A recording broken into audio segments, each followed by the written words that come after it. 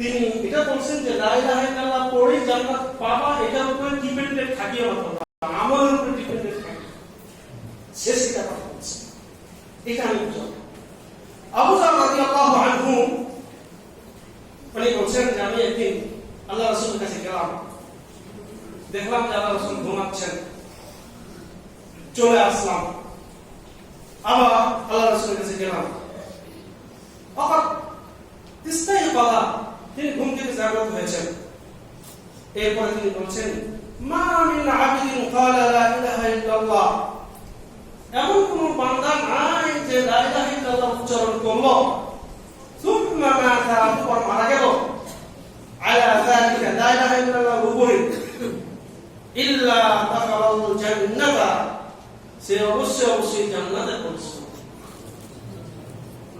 তখন আবু যার গিফারি রাদিয়াল্লাহু আনহু জিজ্ঞাসা করছেন ওয়াইন জানা ওয়াইন সারাকা, যদি সে জিনা করে, যদি সে চুরি করে, আল্লাহ রাসূল বলেন ওয়াইন জানা ওয়াইন সারাকা, যদি সে জিনাও করে চুরিও করে। আবার বলেন সে যদি জিনা করে চুরি করে, আবার আল্লাহ রাসূল বলেন জিনাও করে চুরিও করে। আবার জিজ্ঞাসা করছেন সে যদি জিনাও করে চুরিও করে, আল্লাহ রাসূল তিনবার বলেছেন জিনাও করে চুরিও করে। চতুর্থবার বলছেন যে আবু যার গিফারির নাক যদি ধুলায় মলিন হয় তারপর সে জান্নাত,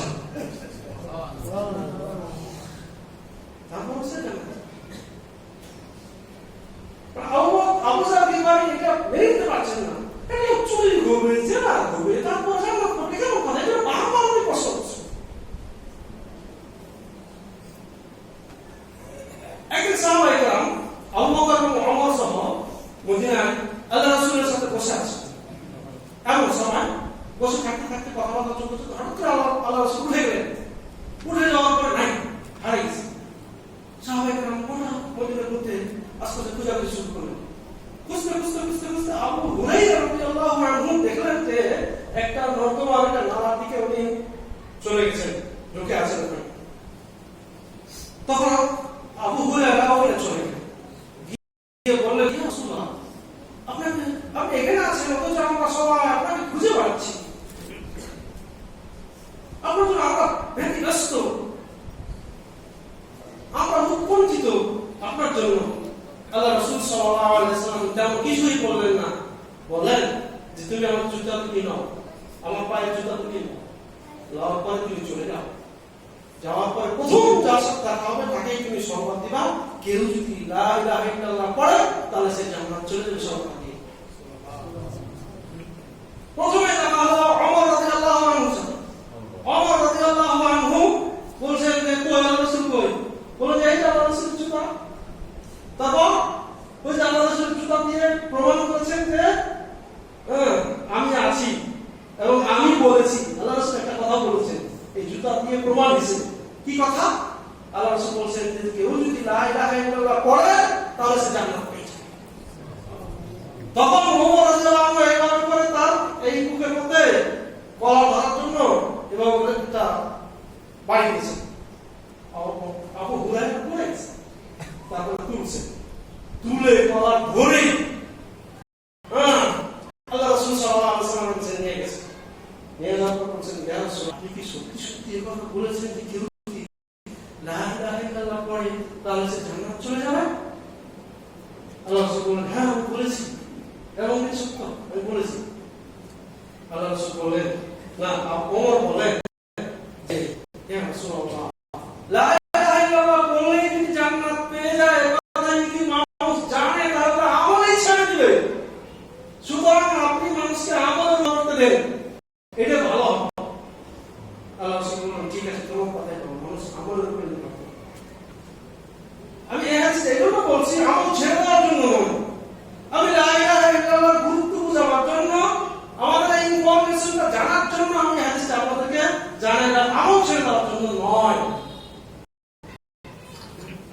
লা ইলাহা ইল্লাল্লাহ, লা ইলাহা ইল্লাল্লাহ কালিমা, এমন একটি কালিমা, একটি হাদিসে বিবাহ বলা হয়, হাদিসে আসছে আল্লাহ রাসূল সাল্লাল্লাহু আলাইহি ওয়াসাল্লাম বলেন যে আল্লাহর সামনে একজন বান্দাকে হাজির করা কিয়ামতের মাঠে। তার সামনে 99টা বিশাল বিশাল খাতা পদ্ম হাজির করা হবে, খাতা, যেই খাতাগুলোতে তার পাপের ফিরিস্তি ভর্তি এবং তার চোখ যতদূর যাবে শুধু দেখবে যে তার খাতা আর খাতা, পাপ ভর্তি খাতা, ওগুলো সব তাকে দেখানো হবে, শুধু পাপ আর পাপ। এরপরে আল্লাহ বলবেন যে হাল্লাকা উযুর, তোমার কোনো ওযর আছে? হাল তুনকিরু শাইআন, তুমি কি এই যে 99টা ভর্তি খাতা দেখছো পাপে ভর্তি, কোনো কিছু অস্বীকার করবা? বুঝে না, আমি কোনো কিছু অস্বীকার করতে পারবো না, এটা পাপ তো আমি করেছি। তখন আল্লাহ রাব্বুল আলামিন বলবেন যে ঠিক আছে, এই ওজন করো, এক পাল্লায় তার এই 99টা ভর্তি পাপকে বসাও। আর আমার কাছে তোমার জন্য একটা বেতাকা আছে, এত বড় একটা কার্ড আছে, কার্ডটাতে লেখা আছে লা ইলাহা ইল্লাল্লাহ, এত বড় একটা বেতাকা আছে। আল্লাহ বললেন আজকে তোমার উপরে কোনো জুলুম করা হবে না, কিন্তু এই আরেক পাল্লায় এই বেতাকাটা উঠাও। তখন ওই লোক বলবে ইয়া রাব্বুল আলামিন, আমার এই 99টা খাতা ভর্তি পাপ, এই খাতার তুলনায় এই সামান্য বেতাকা কি কাজে আসবে? তখন আল্লাহ রাব্বুল আলামিন বলবেন যে তোমার প্রতি কোনো জুলুম করা হবে না, তুমি শুধু দেখো। এরপরে ওই লা ইলাহা ইল্লাল্লাহ লেখা যে কার্ডটি রয়েছে, এই কার্ডটি আরেক পাল্লায় জমা হবে, তার এই কার্ডটি ভারী হয়ে যাবে। সুবহানাল্লাহ। লা ইলাহা ইল্লাল্লাহ, লা ইলাহা ইল্লাল্লাহ কেউ যদি মৃত্যুর পূর্বে মরছে এমন সময় যদি কেউ লা ইলাহা ইল্লাল্লাহ উচ্চারণ করতে পারে, তাহলে সে জান্নাত চলে যাবে।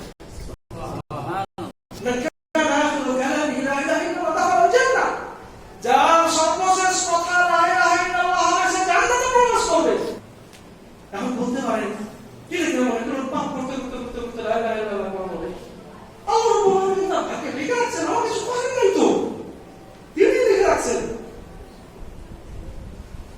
তাকে সে ক্ষমতা আল্লাহ দিয়ে দিয়েছে ওই মুহূর্তে। আর যার ভাগ্যে জান্নাত থাকবে না, ওই মুহূর্তে তার লা ইলাহা ইল্লাল্লাহ পড়ার ক্ষমতাও হবে না, ক্ষমতা হবে না, পারবে না।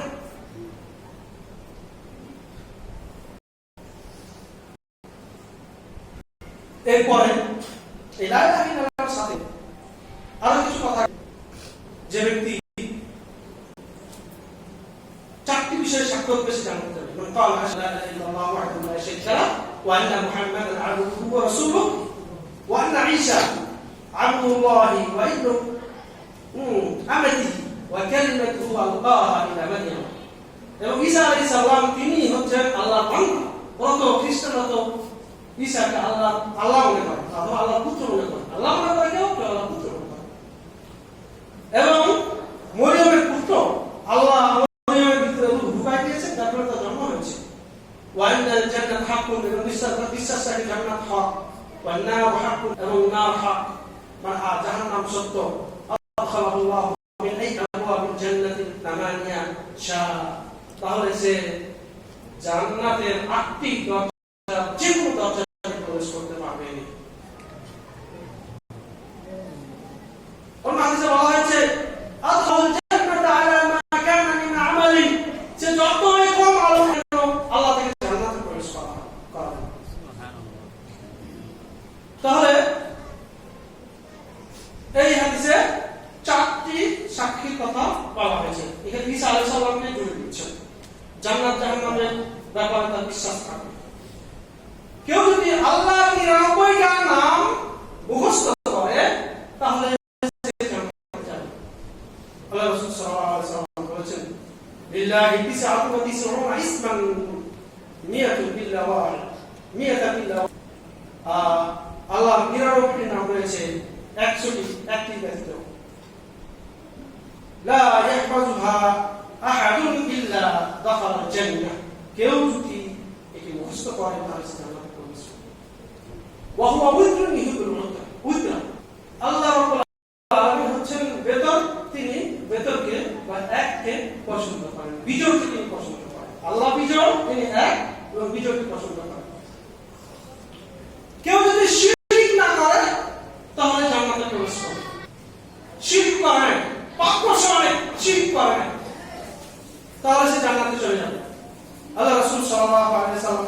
মান লাকিয়া আল্লাহ লা ইশরিকু বিহি শাইআন, কেউ যদি আল্লাহর সাথে এমন অবস্থায় সাক্ষাৎ করে যে কোনো শিরক করে নাই, লাম ইয়াতাদান্না বিদামিন হারামিন, এবং অন্যায়ভাবে কাউকে হত্যা করে নাই, তাহলে সে জান্নাতে প্রবেশ করবে। কারণ কেউ যদি কোনো মুসলমানকে হত্যা করে তাহলে তার জন্য জান্নাত হারাম হয়ে যাবে। আল্লাহ বলেন ওমান ইয়াকতুল মুমিনান মুতাআম্মিদান ফাজাযাউহু জাহান্নাম, কেউ যদি ইচ্ছাকৃতভাবে কোনো মুসলমানকে হত্যা করে তাহলে তার পুরস্কার হচ্ছে জাহান্নাম।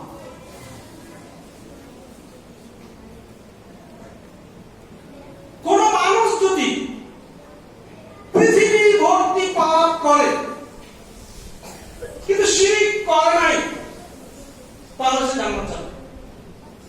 আল্লাহ রাব্বুল আলামিন হাদিসে কুদসি মধ্যে বলেন, ইয়া ইবনে আদম ইন্নাকা মা তা'বুদনি ওয়া রাজাউতানি গাফারতু লাকা, হে ইবনে আদম তুমি আমার কাছে ক্ষমা প্রার্থনা করো, আমি তোমাকে ক্ষমা করে দিব।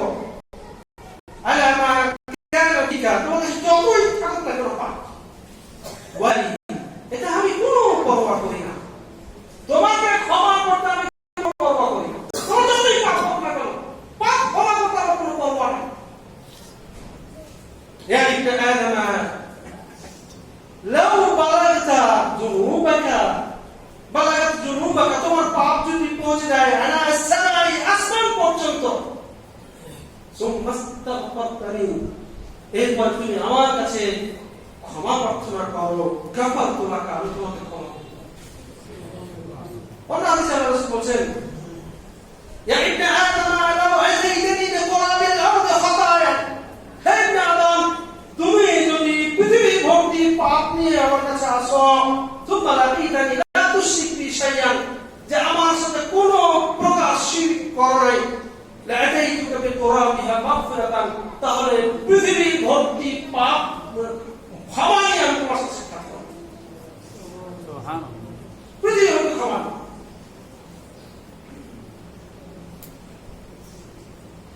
তাহলে শিরক না থাকলে যত পাপী হোক না কেন এই আশা আমরা রাখতে পারি যে আল্লাহ রাব্বুল আলামিন আমাদের ক্ষমা করে দিবেন, জান্নাতে দিবেন। আর শিরক হলে আল্লাহ রাব্বুল আলামিন শিরকের গুনাহ মাফ করেন না। এটার জন্য অবশ্যই তওবা করতে হবে, এখান থেকে ফিরে আসতে হবে।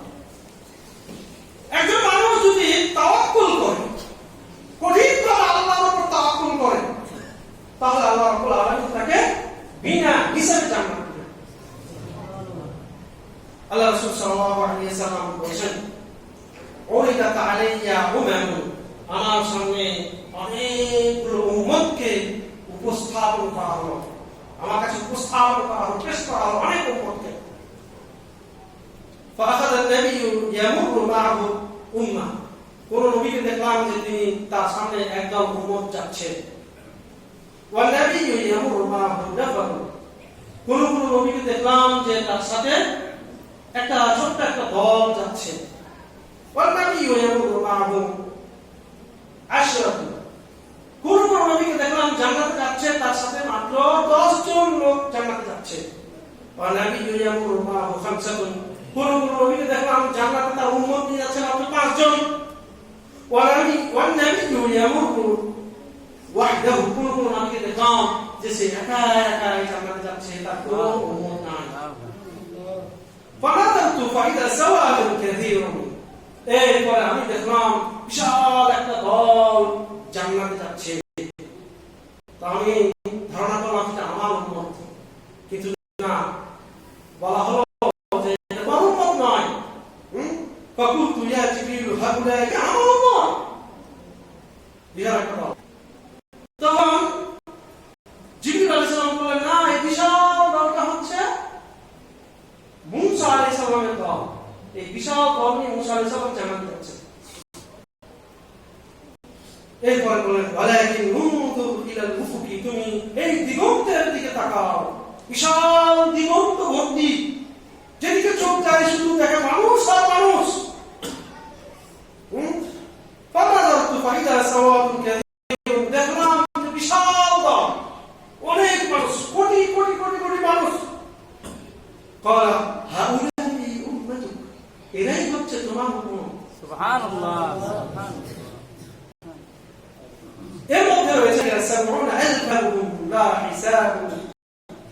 হিসাব আলাইহিম ওয়ালা আযাব। এদের সামনের দিকে রয়েছে 70,000 মানুষ যাদের কোনো হিসাব হবে না, সুবহানাল্লাহ, বিনা হিসাব। অন্যদিকে বলা হয়েছে মা কুল্লি আলফিন সাবউনা আলফান, এবং প্রত্যেক হাজারে 100,000, তাহলে প্রায় 49,70,000। অন্যদিকে বলা হয়েছে মা কুল্লি সাবউনা আলফান, প্রত্যেকের সাথে আবার 70,000, তাহলে 4 কোটি প্রায় 97 লক্ষ, প্রায় 5 কোটির মতো, 5 কোটির মতো লোক বিনা হিসেবে জান্নাত যাবে। ওয়াসালাসা হাসায়াতিন মিন হাসায়াতি রাব্বি, এরপর আল্লাহ রাব্বুল আলামিন তার নিজ অনুগ্রহে আল্লাহর 3 অঞ্জলি ভর্তি ব্যক্তিকে তিনি জান্নাত দিবেন, সুবহানাল্লাহ। 3 অঞ্জলি, আল্লাহর অঞ্জলি আমাদের মতো তো, আল্লাহর অঞ্জলি আল্লাহর অঞ্জলি কত বড়, এর অন্য একটা হাদিস থেকে আপনাকে বলি, ইবনে আব্বাস থেকে বলি, মাসসামাওয়াতু সাব'ু ওয়াল আরদু সাব'ু ফি কাফির রহমানি কাখারদালাতিন ফি ইয়াদি আহদিকুম। 7 আসমান এবং 7 জমিন আল্লাহর কাছে তেমন কিছুই না, তোমাদের হাতের ভিতরে একটা সরিষার দানা যেমন আল্লাহর কাছে 7 জমিন 7 আসমান। এটা হচ্ছে আল্লাহর হাতে আল্লাহর অঞ্জলি, 3 অঞ্জলি ভর্তি করে আল্লাহ রাব্বুল আলামিন জান্নাতে দিয়ে।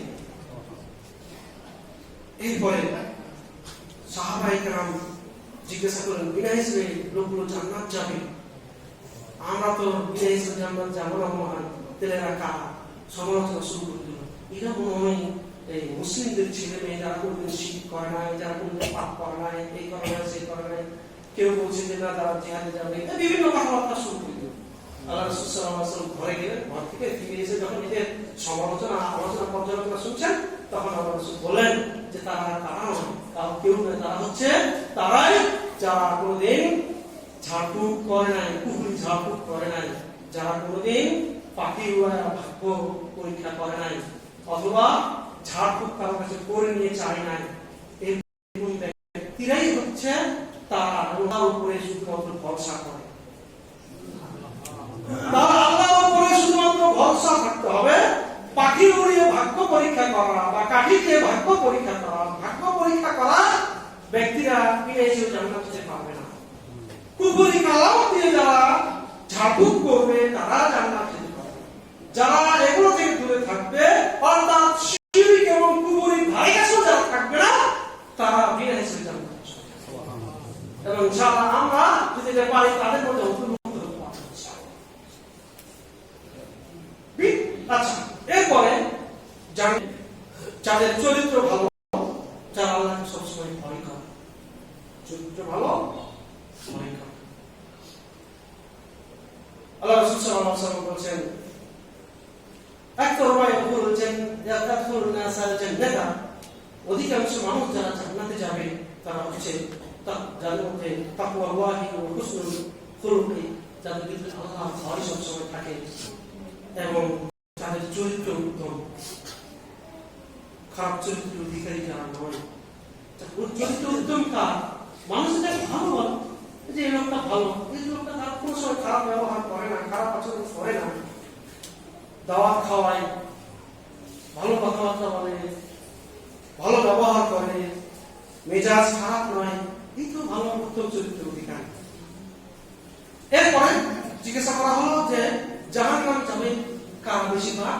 আল্লাহ রাসূল বললেন, বেশিরভাগ জাহান্নামের কারণ হলো যারা মুখকে হেফাজত করতে পারে না, লজ্জাস্থানকে হেফাজত করতে পারে না।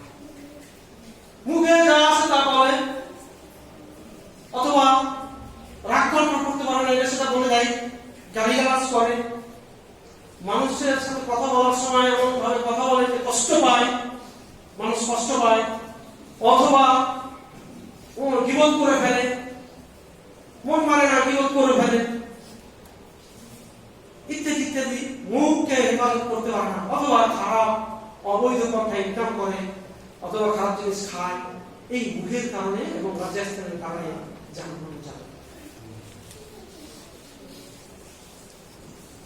জান্নাত যাবে যারা মসজিদ বানায়, তবে শর্ত হলো আল্লাহ সন্তুষ্টির জন্য যারা মসজিদ বানায়।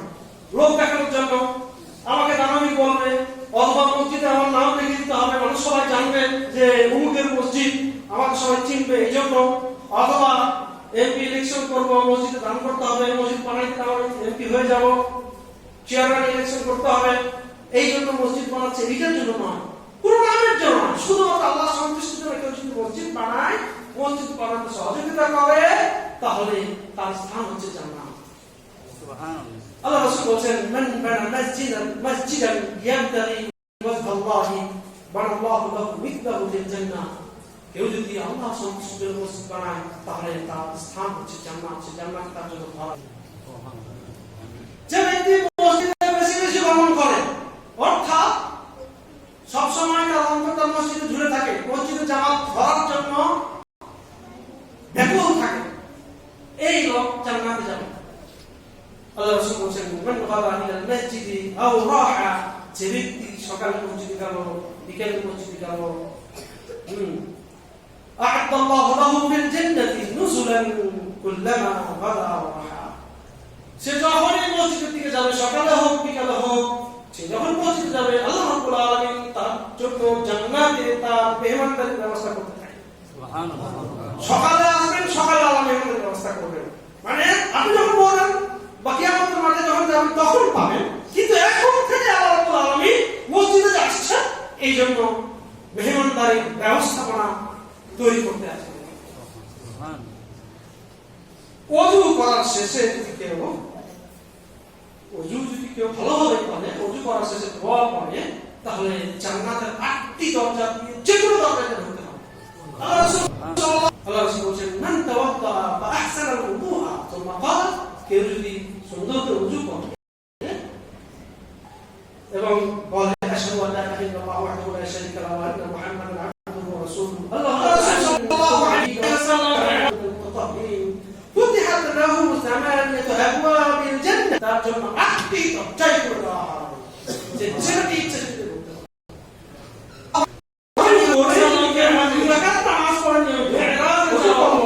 আগে মসজিদে চলে আসো, ওযু করে টয়লেটে গেল, টয়লেটে গেছে, টয়লেট থেকে আসার পরে ওযু করে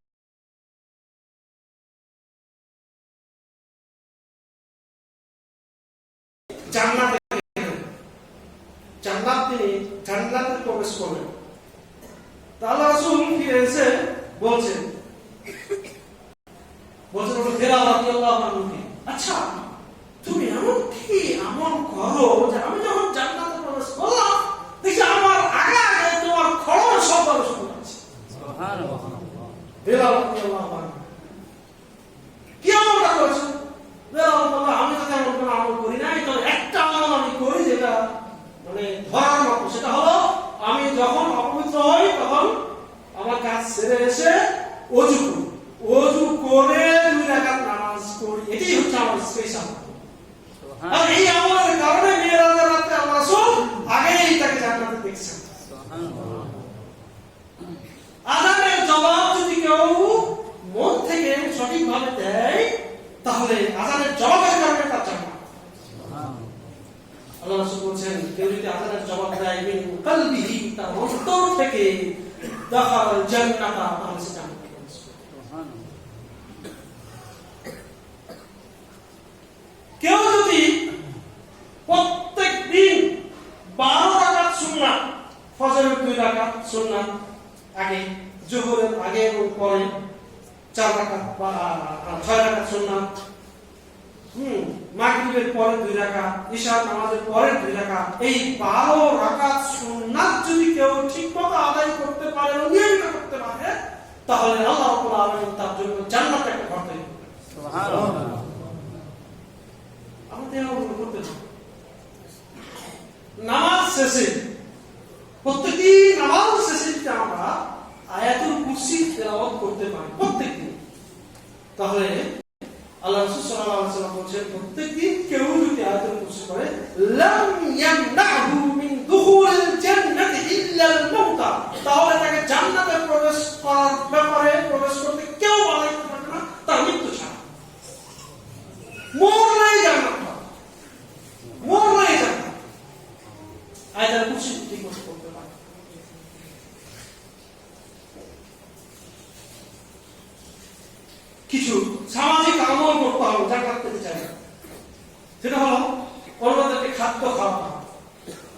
সালাত দিতে হবে, রাতে নামাজ পড়তে হবে। আল্লাহ রাসূল সাল্লাল্লাহু আলাইহি ওয়াসাল্লাম বলেন, ইয়া আইয়ুহান নাসু আফসুস সালাম, হে মানব সকল, তোমরা বেশি বেশি সালাম দাও, ওয়া আতিউত তাআম, এবং মানুষকে বেশি বেশি খাদ্য খাওয়াও। রাস্তাঘাটে, দোকান পাটে, যেখানে আপনি দেখা হচ্ছে, একটা চা খাওয়ালেন, একটা কলা খাওয়ালেন, বাড়িতে মাঝে মধ্যে দাওয়াত দিলেন, হোটেলে নিয়ে গেলেন, খাদ্য খাওয়া। আমি এই মক্কা মদিনায় দেখছি ওখানকার পরিস্থিতিটা, যে মানুষ খাদ্য খাওয়ানোর জন্য এমনি যে সহযোগিতা করে দেখি না, অন্য কোনো সহযোগিতা দেখি না, মানে আমরা দেখার সুযোগ হয় না। খাদ্য খাওয়ানোর জন্য সারাদিন শুধু খাওয়াইতেছে, সারাদিন খাওয়াইতেছে। চার ক্যান্টিনে বসে গেছে, 15, 20, 30, 40 চার ক্যান্টিনে বসে গেছে, লাল চা, তারপর আপনার দুধ চা, ওদের গাওয়া, মানুষ হাঁটছে, তাদেরকে চা দিচ্ছে, চা খাওয়াচ্ছে, একটা করে পাউরুটি দিচ্ছে, খেজুর দিচ্ছে, খাওয়া দিচ্ছে, সারাদিন।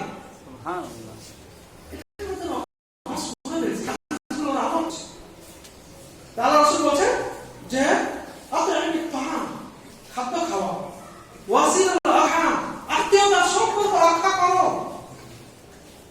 আমরা একটু ঝগড়াঝাটি হলে সম্পর্ক ছিন্ন করে ফেলি, দেখা নাই, সাক্ষাৎ নাই, ফোন নাই, ঠিক হয় না, কোনো কথাই বলবো না, অনুষ্ঠান হলো দাওয়াত দিব না, ঝগড়া হয়েছে, অথবা একটু জমি বেড়ে গেছে, আপনার জমি ঠকাই ফেলছে, আপনার টাকা পয়সা ঠকাইছে, আপনার সাথে লেনদেন খারাপ করছে, আপনার আত্মীয়, আপনার ভাই, আপনার ফুফাতো ভাই, আপনার ফুফা, মামা, মামাতো ভাই, আত্মীয় স্বজন আপনার টাকা মারছে, অথবা আপনার বিরুদ্ধে একটা মামলা করছে, এই জন্য রাগে আপনি তার সাথে দেখা করছেন না, তার সাথে কথা বলতেছেন না, তার সাথে কোনো সম্পর্ক রাখতেছেন না, সে বিপদে পড়লে তার কাছে আপনি যাচ্ছেন না, ইত্যাদি ইত্যাদি অনেক চিন্তা আপনার মধ্যে আসছে। আমার সাথে এরকম আচরণ করলো, কিন্তু না, আত্মীয় সম্পর্ক এটা না। আল্লাহ রাসূল বলেছেন যে আপনাকে যতই কষ্ট দেয়, আপনাকে আত্মীয়তার সম্পর্ক রক্ষা করতে হবে। আত্মীয়তার সম্পর্কের নাম হলো রেহেম, আর রেহেম হচ্ছে আল্লাহ আরশের ধরন, আল্লাহ আরশের ধরন। কোনোভাবে আত্মীয়তার সম্পর্ক ছিন্ন করা যাবে না। এই জন্য বলছেন আত্মীয়তার সম্পর্ক রক্ষা করো, ওয়াসাল্লু বিল-লাইলি, আর রাতে নামাজ পড়ো, ওয়ান নাসু নিয়াম, যে সময় মানুষ ঘুমিয়ে থাকে, তাদখুলুল জান্নাতা বিসালামিন, নিরাপত্তার সাথে জান্নাতে প্রবেশ করো। এখানে মাত্র কাটানোর কথা বলা হয়েছে, সালাম দিতে হবে, খাওয়াতে হবে, আত্মীয়তার সম্পর্ক রক্ষা হবে, রাতে নামাজ পড়তে হবে। আপনি রাতে তাহাজ্জুদ নামাজ পড়ছেন, আত্মীয়তার সম্পর্ক রক্ষা করছেন না, আপনার নামাজ সেভাবে কাজ হবে।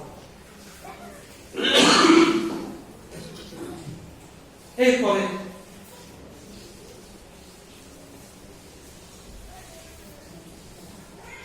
হালাল উপার্জন জান্নাতে যাওয়ার একটা মাধ্যম। বেশি উপার্জন লাগে না, কোটি কোটি টাকা ইনকাম করা লাগে না, হালাল উপার্জন করেন, যতটুকু পাবেন ততটুকু।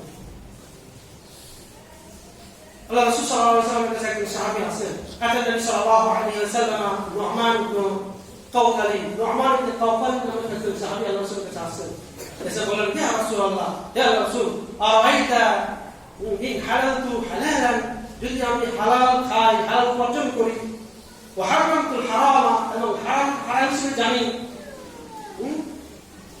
ওয়া সাল্লাইতুল মাকতুবাতা, আর শুধুমাত্র ফরজ নামাজগুলো পড়ি, সুন্নাত নফল না পড়ি, শুধু ফরজগুলো আমি পড়ি, ওয়ালাম আজিদ আলা যালিক, এর থেকে যদি আমি বেশি কিছু না করি, ফরজ নামাজগুলো পড়লাম, হালাল রুজি অর্জন করলাম, আর হারাম থেকে বেঁচে থাকলাম, এমন কাজ যদি করি, আদখুলুল জান্নাহ, আমি কি জান্নাতে প্রবেশ করতে পারবো? قال له رسول الله صلى الله عليه وسلم, আল্লাহ রাসূল সাল্লাল্লাহু আলাইহি ওয়াসাল্লাম তাকে লক্ষ্য করে বললেন, নাম, হ্যাঁ তুমি জান্নাতে প্রবেশ করবে। সুবহানাল্লাহ। রিজিক হালাল হবে, ফরজটা ঠিকমতো পড়বেন, জান্নাত নিশ্চিত, এটা কোনো সন্দেহ। রিজিক হালাল, হারাম থেকে বেঁচে থাকবেন, বাড়াতে করবেন, সুন্নাত যদি নাও পড়তে পারেন, জান্নাত আপনি পেয়ে যাচ্ছেন।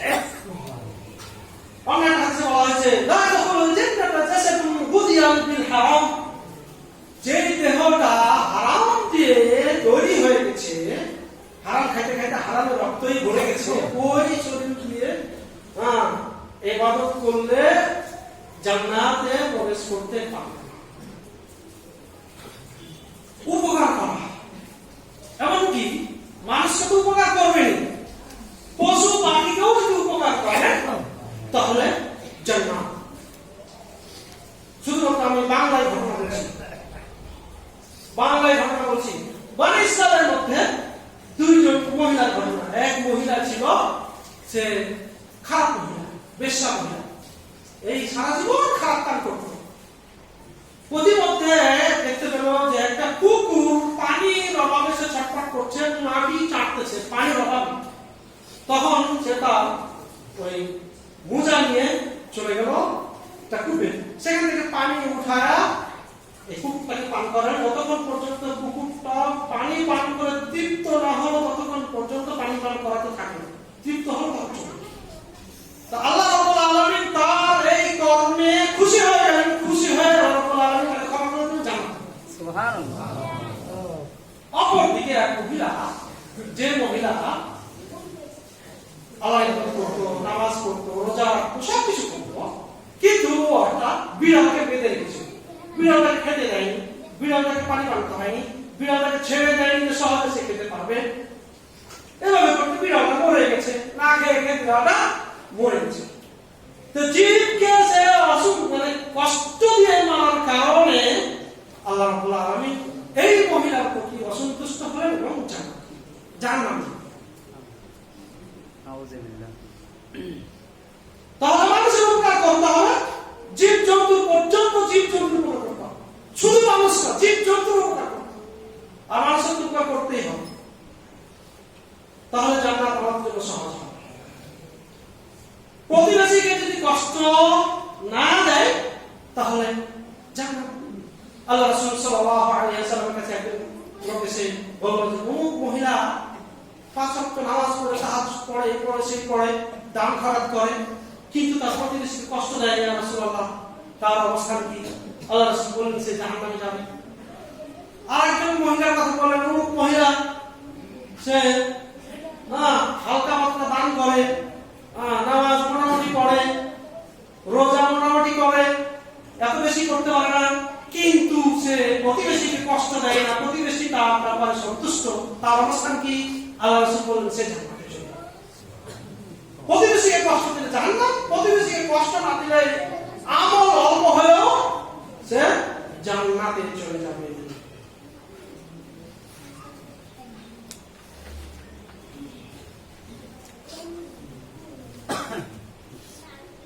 জান্নাতি মানুষ কারা? এক কথা বলছে এটা, কথা বলে জান্নাতি মানুষ হচ্ছে আলা উখবিরুকুম বিআহলিল জান্নাতি কুলু দাঈফিন ওয়া মুতাদাঈফিন। তোমরা জানো জান্নাতি মানুষ কারা? তোমাদের ব্যাপারে খবর দিব। পরে রাসূল বললেন আমি খবর দিচ্ছি, তারা হচ্ছে সমস্ত দুর্বল ব্যক্তিরা, যারা দুর্বল ব্যক্তি সমাজের, তারা জান্নাতে যাবে।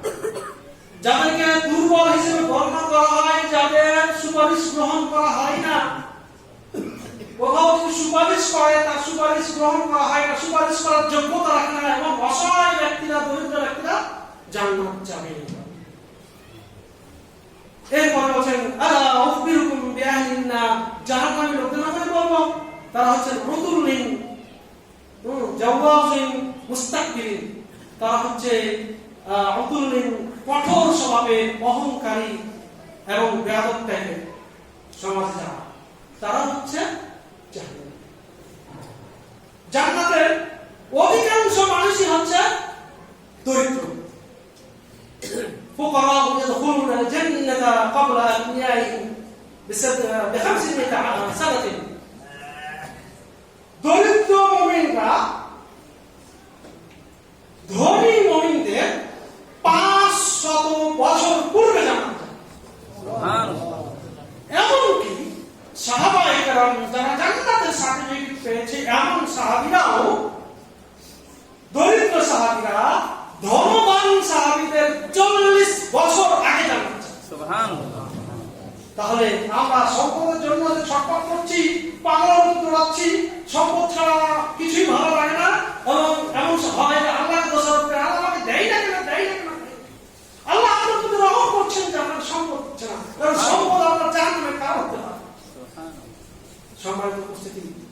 আমি সংক্ষিপ্ত আকারে আলোচনা করলাম, অনেক বিষয় রয়েছে, একদিনে আলোচনা সম্ভব না। জান্নাতে যাওয়ার যে বিষয়গুলো রয়েছে এগুলো যদি আমরা মোটামুটি আয়ত্ত করতে পারি, জাহান্নাম যাওয়ার বিষয়গুলো রয়েছে আয়ত্ত করতে পারি, তাহলে আমাদের জন্য সহজ হবে বিষয়গুলো বেছে বেছে চলা। আল্লাহ রাব্বুল আলামিন আমাদের বিষয়গুলো আমল করার তৌফিক দান করুন। আল্লাহ